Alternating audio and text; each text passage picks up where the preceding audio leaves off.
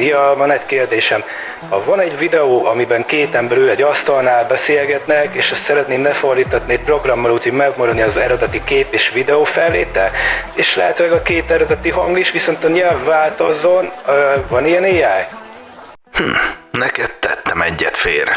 Egyszerűbb is használni, mint gondolnád. Magyarország legőszintébb mozi csatornája.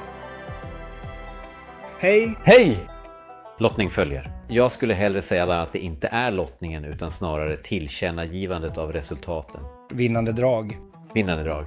社の発表です。はい。よかった。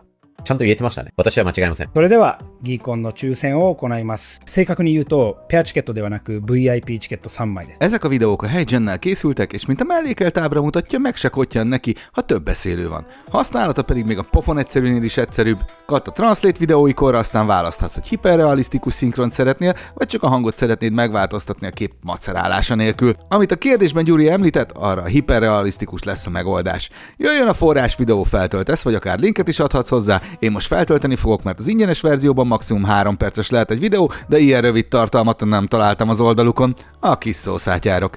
Beállítjuk a forrásnyelvet, bár elvileg fel is ismeri, de azért biztos, ami biztos. Majd kiválasztjuk azt a nyelvet, amire szinkronizálni szeretnénk, és kész. Advanced módban lehet feltölteni neki scriptet, ki lehet választani, hogy hányan beszélnek a videóban, egészen 10 főig, illetve még bekapcsolható egy csomó fizetős funkció.